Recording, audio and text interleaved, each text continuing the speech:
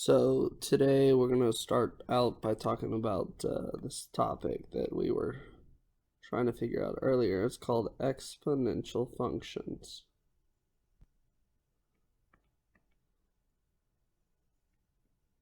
And I don't know if this will be completely legible, but there we go. I just got to push down harder with my pen. There we go. All right, so exponential functions.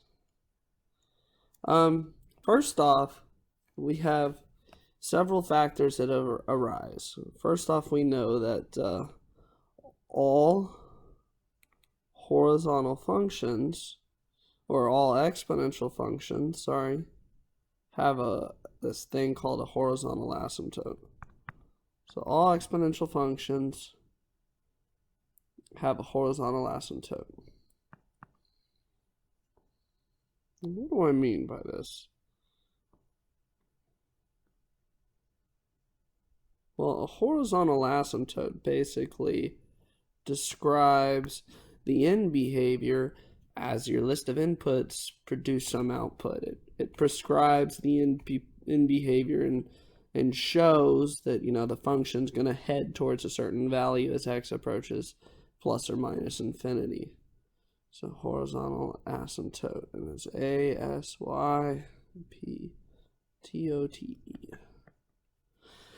All right, well, several things that come up. You have a function of x equals a to the x power such that a is greater than 1.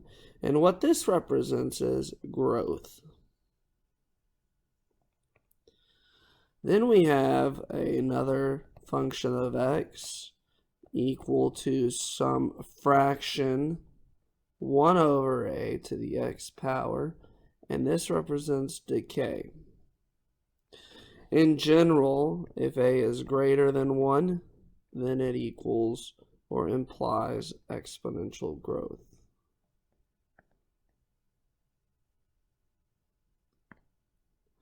Now, these are the two main ones that we'll talk about first.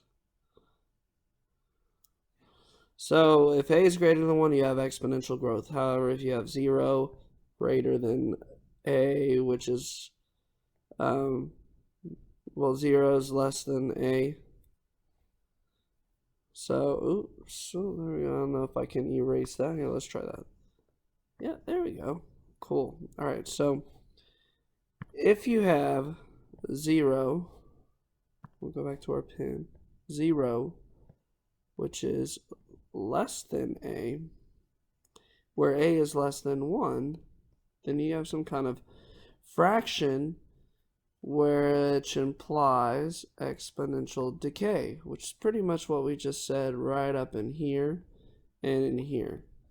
So exponential decay. In other words, a will be an element in the rationals, the set of rationals, be some fraction. So those are some basic things. Well, if you have a exponential function that looks like growth, you're going to have your basic value, okay, and you're going to have the graph look like this. Remember some basic properties, and we'll call it just exponential properties, but you should have already been familiar with this, exponential properties. But essentially, if you have a to the 0 power, it equals 1. Anything to the 0 power equals 1. Anything to the first power is itself. And anything to the negative power becomes 1 over a to whatever that power is. So if I had like a to the negative nth power, this is the same thing where n can be any number. Any natural number, you have 1 over a to the nth power. Now, for growth, right here, which is what we're going to do, we're going to do growth. We have our x-axis. We have our f of x-axis. I'm going to do x equals 1. And let's just call it let's call it A right here. We've got A, and then right down here we've got some value of 1, right? Well, essentially, what happens is I'm going to go up from negative infinity because I've got this horizontal asymptote that occurs along, and let's go and do that in a different color. I've got this horizontal asymptote that occurs right here. Okay, so the graph is going to approach, you know, 0, this point 0, 1, and then go up right here. But it's going to converge down here. Over here, it's just going to keep going until y equals 0. Okay, and that is the horizontal asymptote.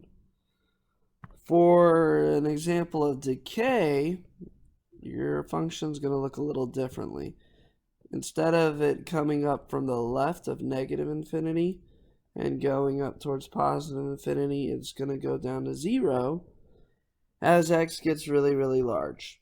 Okay, so you've got some value a here. We'll call this a. We'll call this value 1. We'll do negative 1 here. And basically, we'll call this positive 1, right? And then we'll call this one over here negative 1 along your x-axis. So x, f of x-axis.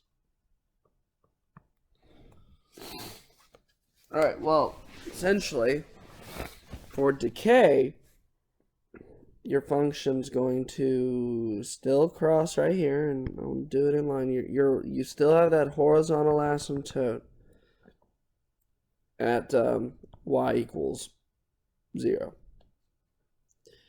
Okay, well, the function's going to start all the way up here and then go up towards positive infinity for x equals negative 1 at a, and then it's going to go through 0, 1, and then it's going to go down, and it's going to converge right around here at whatever this horizontal asymptote is, you know, so whatever I do, this function's going to come down and then kind of converge right here. At the very, very end, it's just going to go down towards infinity, but the values are going to get closer and closer to 0. Okay, so that's exponential functions in a nutshell. It basically talks about the two different types of functions. You have growth and you have decay. So I'm going to teach you how to basically graph these exponential functions on the next lesson. So hope you enjoyed it, and I hope you understand some of the properties now. We'll go a little bit deeper into it on the next portion.